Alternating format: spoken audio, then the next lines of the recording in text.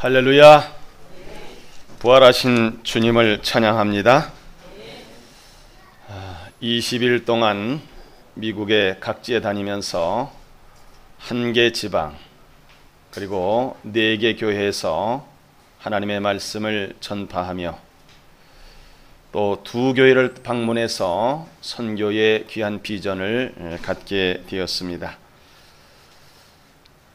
우리 하나님은 당신의 백성이 있는 곳에는 항상 함께 하셔서 그들에게 복음을 증거할 때 그들이 영이 살아나는 모습을 보게 되고, 아울러 꿈만 같은 좋은 일이라는 복음의 바이러스를 전했을 때 그들에게 기쁜 소식이 지금 전해지고 있고 놀라운 축복의 역사 나타난 것을 저에게 전해지고 있습니다. 모든 영광을 하나님께 돌립니다.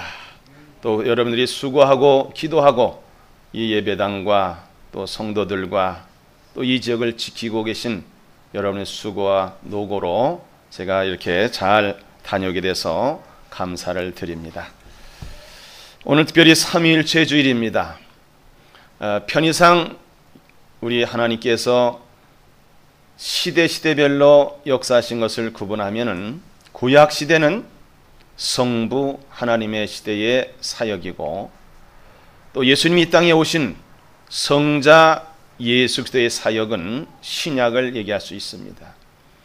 예수님이 인간의 모든 죄를 대신 짊어지고 십자가를 지고 죽으셨다가 사망의 권세를 이기시고 부활하시고 40일 동안 계셨다가 이제 마지막에 승천하시기 전에 거기는 500명의 성도들에게 이렇게 말씀하셨습니다. 예루살렘을 떠나지 말고 약속하신 성령이 오실 때까지 기다리고 기도해라. 그 500명 중에서 120명이 끝까지 남아서 기도한 결과 오순절에 성령의 강림의 역사를 체험하게 됩니다. 그래서 우리는 절기상으로 성부 하나님의 시대, 성자 하나님 시대, 성령 하나님 시대, 예수님이 재림하실 때까지 성령의 시대를 해서 우리는 삼일체 하나님의 인간 역사 속에서 세계 역사에 사역하신 그 내용을 생각하면서 성부 하나님, 성자 하나님, 성령 하나님이 합력해서 선을 이루었듯이 이 땅에 사는 우리들도 합력하여 선을 이루시는 귀한 기회가 되시길 바랍니다. 또 교단적으로 오늘은 평신도 주일로 지키고 있습니다. 2012년 평신도 주일을 맞이해서 교회의 주역 되신 평신도 지도자들의 자격과 임무가 무엇인가를 살펴보면서 초대교회 성도들의 아름다운 모습을 우리가 본받아서 이 마지막 시대에 이 땅에 하나님 나라를 건설하기 위해서 우리가 어떤 역할을 해야 할 것인가를 깊이 생각하며 다짐하는 귀한 기회가 되시기를 바랍니다. 그러면 첫 번째 평신도 지도자의 자격은 어떤 것인가를 성경 말씀을 통해서 살펴보고자 합니다. 우리가 하나님의 말씀은 말씀의 거울입니다. 이 말씀의 거울에 우리 자신을 비춰보는 겁니다. 내가 평신도자로서 지도자로서 또 때로는 목회자로서 이 하나님의 말씀을 통해서 내가 어떤 모습으로 비춰지는가. 그래서 잘한 것이 있으면 하나님께 영광을 드리고 더 잘하려고 노력을 하시고, 잘못한 것이 있으면 회개하는 시간을 갖는 것이 여러분 유익이 되고 은혜가 되는 것을 믿으시길 바랍니다. 평신도 지도자의 자격 첫 번째입니다. 성령 충만한 자라고 되어 있습니다. 사도행전 6장 3절에 보면 형제다 너희 가운데서 성령과 지혜가 충만하여, 이런 말씀이 있습니다. 이 성령이 충만한 자는 무엇이냐? 사도행전 1장 8절에 예수님 말씀하셨죠. 오직 성령이 너희에게 임하시면 너희가 권능을 받고 예루살렘과 온 유대야와 사마리아 땅끝까지 이르러 내 증인이 되리라 말씀하셨습니다. 성령이 임하시면 권능을 받는다고 했습니다. 다시 말하면 내 힘과 내 방법과 내 뜻대로 살아가는 것이 아니라 성령의 지배를 받고 살아가는 삶이 바로 성령 충만한 삶이라는 것을 아시길 바랍니다. 금년 우리 교회의 표어는 성령을 따라 행하는 교회와 성도입니다. 갈라디아서 5장 16절에 보니까는 너희는 성령을 따라 행하라 이렇게 말씀하셨습니다. 오직 예수, 오직 믿음, 오직 기도와 오직 훈련을 통해서 성령의 지배를 받고 성령을 따라 살아가는 삶이 바로 성령 충만한 자입니다. 그래서 우리는 신앙생활하면서 중요한 것이 뭐냐? 주인의 뜻대로 주인의 말씀대로 살아가야 되기 때문에 그 주인 되신 예수님을 늘 바라보면서 성령의 지시하심과 성령의 인도하심을 따라서 살아가는 성령 충만한 자가 평신도 지도자의 자격이 된다고 볼 수 있습니다. 두 번째는 지혜 충만한 자입니다. 내 경험과 내 방법, 내 지식을 가지고 살아가는 것이 아니라 하나님이 주신 지혜를 가지고 하나님 주신 진리 지식을 가지고 살아가는 사람이 지혜가 충만한 자라고 얘기할 수가 있습니다. 다시 말하면 솔로몬이 하나님 앞에 기도할 때 하나님 나는 아직 어립니다. 내 백성들을 치리하고 지도하고 재판하고 이끌어 나가야 되는데 나는 부족합니다. 그러니 하나님 저에게 지혜와 지식을 주옵소서. 그랬더니 하나님이 얼마나 기뻐하시는지 몰라요. 때로는 사람들은 기도할 때 하나님 저 부자 되게 해주세요. 때는 건강 지켜주세요. 또 내 자식 잘 되게 해주세요. 이런 기도를 많이 하는데 솔로몬은 그런 기도한 것이 아니라 하나님께서 맡겨주신 이 나라 이 백성들을 치리하는 데에 필요한 지혜와 지식을 주옵소서. 결국 하나님께서는 솔로몬에게 지혜와 지식을 주신 것을 믿으시길 바랍니다. 평신도 지도자의 자격은 지혜가 충만한 자입니다. 하나님의 말씀으로 살아가는 사람이 지혜로운 사람입니다. 세 번째는 칭찬받는 자라고 했습니다. 칭찬받는 자는 언행이 일치가 되는 삶입니다. 세상의 빛과 세상의 소금으로 살아가는 사람입니다. 남을 돕고 섬기고 사랑하는 또 남을 격려하고 칭찬하고 축복하는 사람이 바로 칭찬받는 사람입니다. 평신도 지도자는 이렇게 성령이 충만하고 지혜가 충만하고 칭찬받는 자가 바로 평신도 지도자 역할을 감당할 수 있다는 말씀입니다.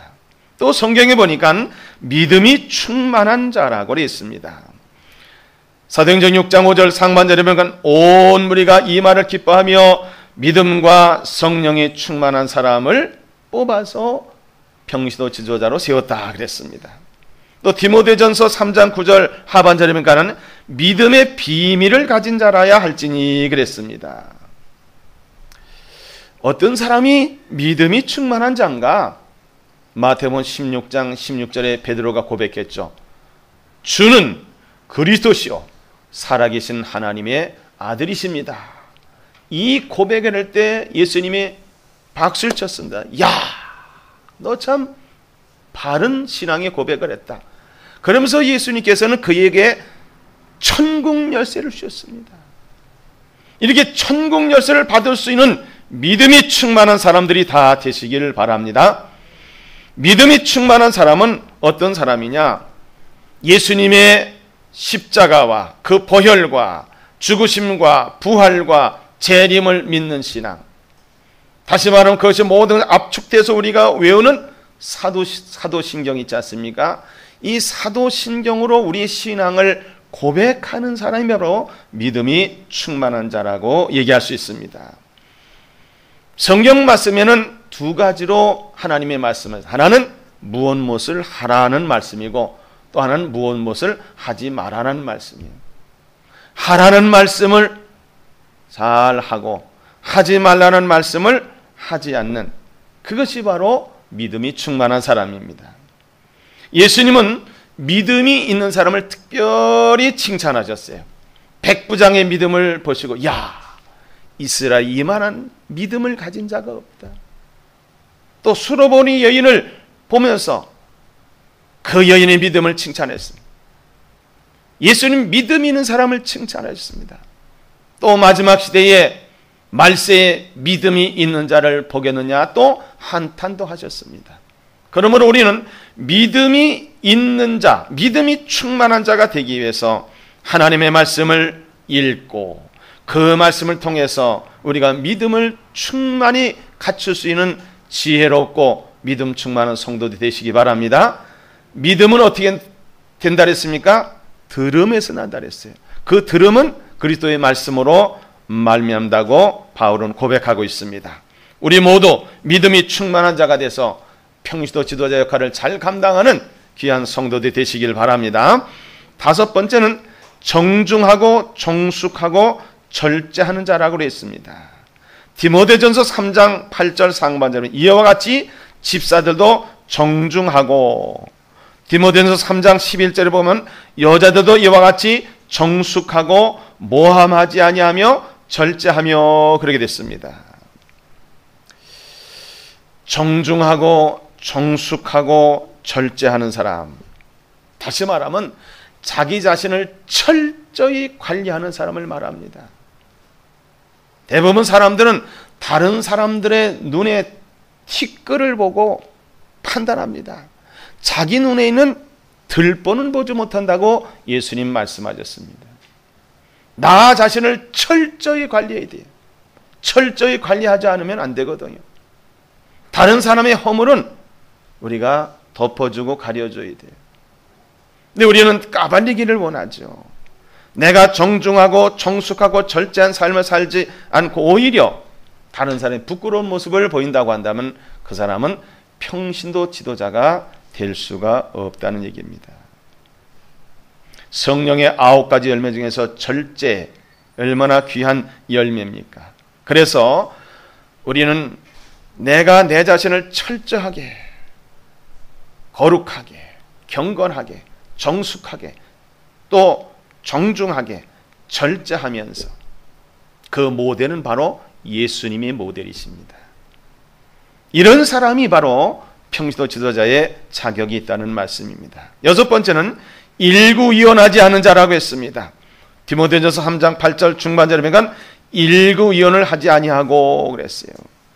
이 말은 뭡니까? 한 입 가지고 두 말을 하지 말라는 거죠. 일구이원.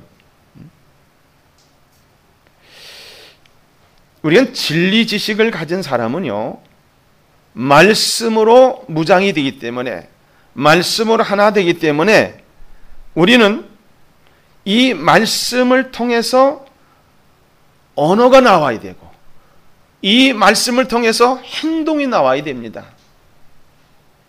그런데 우리는 하나님의 말씀은 듣기는 듣는데 세상 말을 한다든지 세상 방법을 얘기하든지 이것은 잘못된 생각이고 잘못된 방법입니다. 때로는 내가 어떤 손해가 와도 진실된 건 진실하다고 얘기해야 돼요.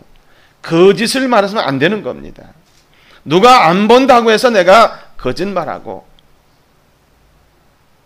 그것이 아니라 철저히 나 혼자 있어도 내가 누구 앞에 있다? 하나님 앞에 있다. 이런 생각을 가지고 우리가 말을 해야 되고 생각을 하고 행동해야 된다는 거예요. 일구이원하지 않는 자가 바로 평시도 지도자가 될 수 있다는 겁니다. 일곱 번째는 금주금연하는 자. 바울은 우리 몸을 하나님이 거하시는 성령의 전이라고 했습니다. 아마도 바울 때에 담배가 있었다고 한다면 금연도 얘기했을 거예요. 왜냐하면 우리 몸을 내 몸이 아니라 누구의 몸입니까? 주님의 몸입니다. 그렇기 때문에 이 설교는 요즘 사람들에게는 인기 없는 설교예요. 아, 금주, 금연 옛날 얘기하는 거로구나. 그런데 성경에 있지 않습니까? 디모데전서 3장 8절 하반절에 보면 술에 인박이지 아니하고, 술에 인박히지 아니하고, 물론 약으로도 먹을 수 있습니다. 그러나 의사들이 얘기하면요, 알코올은 우리 몸속에 들어가면은 분해를 할 때 독소가 나온답니다. 성만찬할 때 오늘 포도주를 먹는 건 괜찮아요. 그건 이미 성결된 것이고 예수님의 피기 때문에. 그러나 다른 알코올은 다 우리의 간에서 엄청난 독소가 거기서 나온다는 겁니다. 분해를 하기 위해서. 담배도 그렇죠. 아주 몸에 좋지 않은 거죠. 그렇기 때문에 우리는 선교사들이 우리나라에 와서 제일 먼저 성도들에게 얘기한 것은 뭐냐? 술 끊으라. 담배 끊으라 그거예요. 술 때문에 얼마나 많은 사람이 가정이 파괴됩니까? 술 때문에 얼마나 많은 사람이 병원에 갑니까? 담배 때문에 얼마나 많은 사람이 지금 고통 중에 있습니까? 간접 흡연은요, 다른 사람이 담배 필 때 옆에 있어도요, 오히려 더 위험해서 폐암 환자가 굉장히 많다고 합니다. 그러므로 금주 금연하지 않는 자, 다시 말하면 술을 먹고 담배 피는 사람은 다른 사람을 간접으로 살인하는 살인죄를 지는 사람이에요. 그런 사람이 어떻게 평시도 지도자가 될 수 있습니까? 혹시 집사, 권사, 장로가 됐다 할지라도 이 순간 끊겠다는 각오를 하고 회개하시고 지도자 역할을 감당할 수 있는 지혜로운 성도들이 되시길 바랍니다. 8번째는 더러운 일을 탐하지 않는 자입니다. 디모데전서 3장 8절 하반절에 보면 더러운 일을 탐하지 아니하는 자가 지도자가 될 수 있다고 했습니다. 부정부패에 많은 기독교인들이 가담하고 있습니다. 부끄러운 일입니다. 남을 속이는 일을 하지 마시기 바랍니다. 남의 가슴에 못을 받고 내가 어떤 이득을 취하겠다 이런 거 하면 안 됩니다. 남을 짓밟고 내가 일어서겠다 안 되는 겁니다. 부동산 투기도 안 되는 겁니다. 거짓말로 남을 속여서 안 됩니다. 성경에 보면 거짓된 저울을 가지고 남을 속이지 말라고 했습니다. 장사하는 사람들 남을 속이지 마시기 바랍니다. 더러운 방법으로 이득을 얻겠다는 생각하지 마시기 바랍니다. 아멘 소리가 안 나오네요. 주식 투자도 사실 안 되는 거예요. 주식 투자도 어떻게 보면 건전한 어떤 투자가 될 수 있지만은 주식 투자자 중에 거의 다 뭡니까? 주식 투자에 올인해요. 개미군단. 그래서 누군가가 이득을 보면 누군가는 굉장히 손해를 보는 거예요. 예수 믿는 사람, 우리 기독 정신 뭡니까? 내가 오히려 망하고 남을 흥하게 하는 거예요. 내가 손해보고 남을 이득 보게 하는 겁니다. 이 예수 정신입니다. 더러운 일을 탐하지 않는 사람이 바로 평신도 지도자가 될 수 있다는 말씀입니다. 9번째는 깨끗한 양심을 가진 자입니다. 우린 세 개의 거울이 있습니다. 첫째는 양심의 거울, 둘째는 다른 사람의 눈의 거울, 세 번째는 말씀의 거울입니다. 양심에 털난다고 그러죠? 안 됩니다. 양심이 마비된 자는 그건 잘못된 겁니다. 우리 평신도 지도자들은 깨끗한 양심을 가진 자라야 귀한 일을 감당할 수가 있습니다. 그러므로 예수님께서는 참빛을 오셨고 우리에게 그 빛을 비추셨고 그 빛이 우리의 모든 양심까지 비춰줍니다. 그래서 우리는 선한 양심을 가지고 깨끗한 양심을 가지고 살아가야만 지도자의 길을 갈 수가 있다는 말씀입니다. 10번째는 남을 모함하지 않는 자라고 했습니다. 디모데전서 3장 11절 중반절에 보면 모함하지 아니하며 그랬습니다. 사랑은 허다한 죄와 허물을 가리워주고 덮는다고 그랬습니다. 그런데 어떻습니까? 우리가 모함하는 것을 좋아하죠. 남 없을 때 뒷담화하죠. 이거 안 됩니다. 남을 깎아내리고 나 올라가려는 그런 말 하면 안 됩니다. 나쁜 소식 내가 들었으면 절대로 입 밖에 내지 말아야 돼. 다른 사람 옮기지 말아야 돼요. 그런데 우리는 얼마나 다른 사람이 잘못된 나쁜 소식이 있으면 옮기려고 합니까?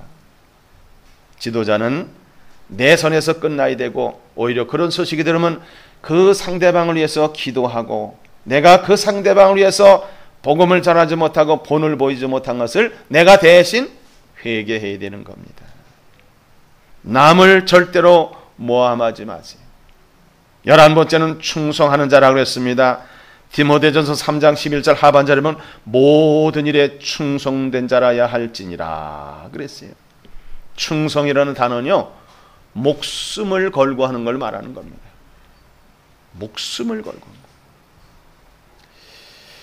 그래서 우리는 예수 믿는 거, 교회를 위해서, 이웃을 위해서, 나라를 위해서 목숨을 걸 때에 거기에서 평화가 이루어지고 거기에서 놀라운 축복의 역사 나타나는 거예요. 6월은 나라 사랑의 달입니다. 나라 민족을 위해서 또 믿음을 위해서 목숨을 바친 사람들이 얼마나 많았습니까? 그분들 덕에 우리가 평화롭게 자유롭게 사는 겁니다. 그러므로 충성된 자라야만 지도자의 길을 갈 수 있다는 얘기입니다. 마지막으로 12번째는 자기 집을 잘 다스리는 자. 수신제가 이후에 치국평천하라 그랬어요. 가와만사성이라 했습니다.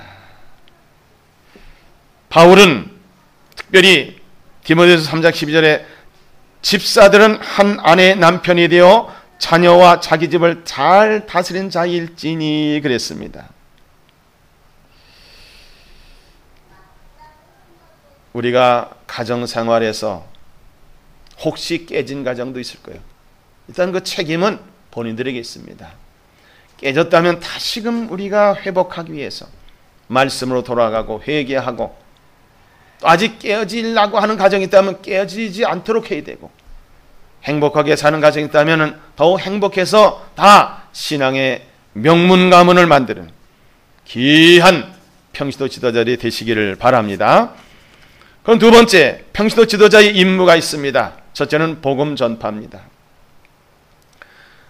우리가 장로님을 뽑을 때는 입교인 30명에 1명을 뽑게 되어 있습니다. 권사님을 뽑을 때는 입교인 15명에 1명을 뽑을 수 있습니다.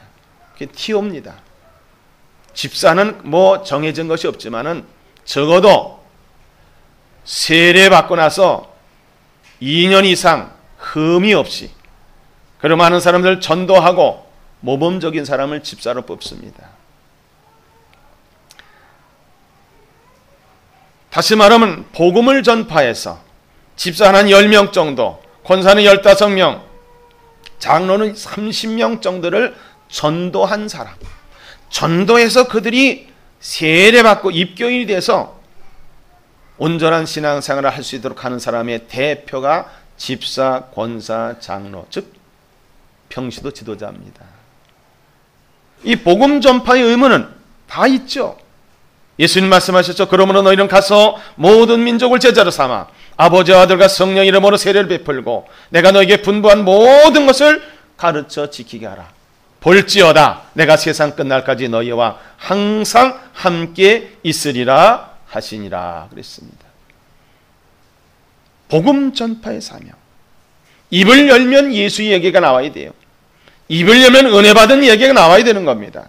입을 열면 이웃 사랑하는 얘기가 나와야 됩니다.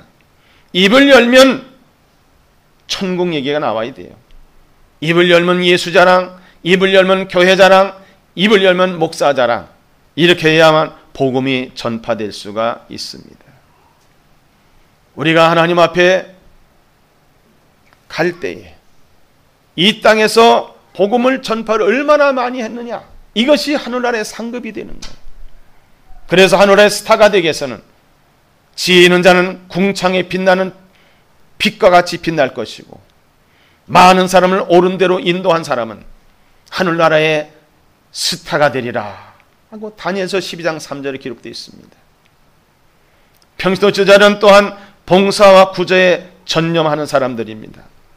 사도행전 4장 32절 35절 보니까 믿는 무리가 한 마음과 한 뜻이 되어 모든 물건을 서로 통용하고 자기 재물을 조금이라도 자기 것으로 하는 이가 하나도 없더라. 사도들이 큰 권능으로 주 예수의 부활을 증하니 무리가 큰 은혜를 받아 그 중에 가난한 사람이 없으니 이는 밭과 집 있는 자는 팔아 그 판 것의 값을 가져다가 사도들의 발 앞에 두매 그들이 각 사람의 필요를 따라 나누어 줌이라 그랬습니다.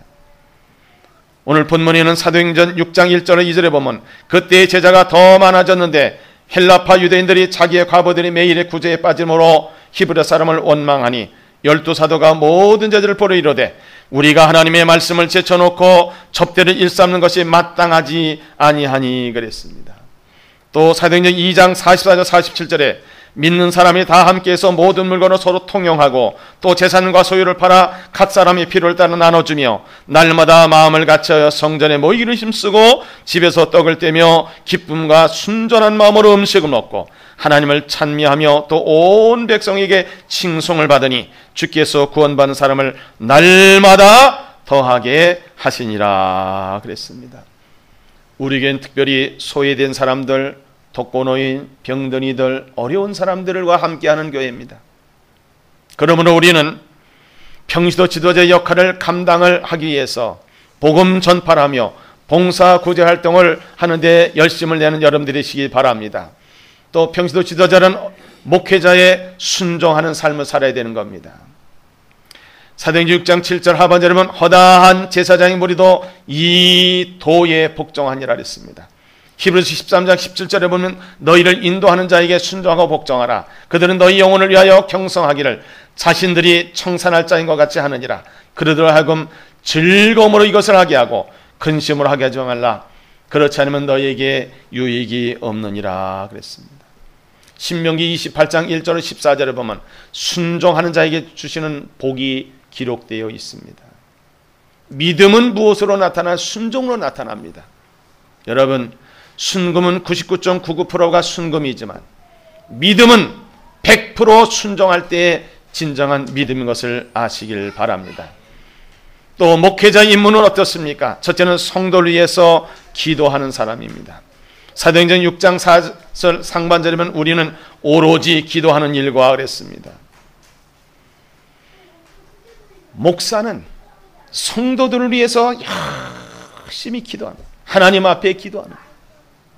로마서 8장 28절은 하나님을 사랑하는 자 곧 그때 또 부르심을 입은 자들은 모든 것이 합력하여 선을 이루느니라. 성도들 위해서 열심히 기도하는 목사의 그 기도를 우리 하나님께서는 응답하고 계십니다. 두 번째는 말씀 사역입니다. 말씀 사역이면 하나님의 말씀을 예수님을 대신해서 전하는 겁니다. 이 말씀 사역이 될 때 이 말씀은 내게 주신 하나님의 말씀으로 받는 여러분들이 되시기 바랍니다. 아멘으로 받으면 신앙화가 됩니다. 그 말씀을 반복해서 생활하면 생활화가 되고 그 말씀이 체질화되고 생명화가 될 때 하나님의 말씀을 통해 영혼이 잘된 같이 범사가 잘되고 강건한 축복의 주인공이 될 줄을 믿습니다. 그러므로 말씀 사역의 중요한 것은 뭐냐? 설교를 제일 잘하시는 분은 예수님이십니다. 예수님은 첫 마디가 뭐랬어요? 회개하라, 천국이 가까우느니라. 그러므로 복음을 믿으라 그랬습니다. 그러므로 목사가 설교할 때 하나님의 말씀을 들을 때 먼저 여러분들이 여러분 자신을 비춰보고 회개할 것이 무엇인가를 여러분들이 찾아봐야 돼요. 회개의 역사 나타나야 됩니다. 말씀을 통해서 위로를 받고 능력을 받고 그 말씀을 통해서 생명까지 얻을 수 있는 기회가 되시길 바랍니다. 세 번째는 목회자의 임무는 치리 사역입니다. 예수님 대신에 재판권, 징계권, 심판권이 있습니다. 베드로전서 5장 2절에 4절 보니까는 너희 중에 있는 하나님의 양무리를 치되 억지로 하지 말고 하나님의 뜻을 따라 자원함으로 하며 그랬습니다. 목자는요 지팽이가 있습니다. 또 하나는 막대기가 있습니다. 그 지팽이는요 양떼를 잘 인도하는 이렇게 달달달 이렇게 모으는 궁뎅이를 툭툭툭 치면서 모으는 의미도 있습니다. 근데 또 하나는요 양 중에서 말 안 듣는 양이 있습니다. 그 목자가 그 양을 많은 양을 앞에 놓고 그 꼬부라진 그 지팡이를 가지고 양의 목을 비틀어서 꺾어버립니다. 그 많은 양들이 그것을 봅니다. 죽어가는 양을 봐요. 저러면 안 되겠구나. 목사는 치리권이 있습니다. 퇴출할 수가 있습니다. 징계할 수 있습니다. 누굴 대신해서요? 예수님 대신해서. 그렇기 때문에 여러분들은 어떤 공포나 그런 걸 드리는 건 아니고 목회자의 임무가 있다는 사실을 분명히 아시고 평신도로서 지도자로서 어떤 역할을 감당해야 되냐를 오늘 깊이 생각하시고 그래서 이 말씀대로 살게 되면 어떻게 되냐? 첫째는 믿음의 역사가 나타납니다. 하나님 말씀이 왕성해집니다. 또 두 번째, 교회 부흥의 역사가 나타납니다. 제자 수가 많아집니다. 세 번째는 지도자 양성해서 지도자들이 다 복종하고 귀한 일을 감당할 수 있습니다. 네 번째, 하나님 나라가 전파되고 하나님 나라가 이 땅에 건설되고 확장되는 역사가 나타납니다. 마지막으로 성부, 성자, 성령 삼일체 하나님이 함께 합력하여 귀한 일을 이루셨듯이 우리 교회도 목회자와 평시도 지도자와 성도들이 합심해서 합력해서 은혜스러운 교회를 만드시길 바랍니다.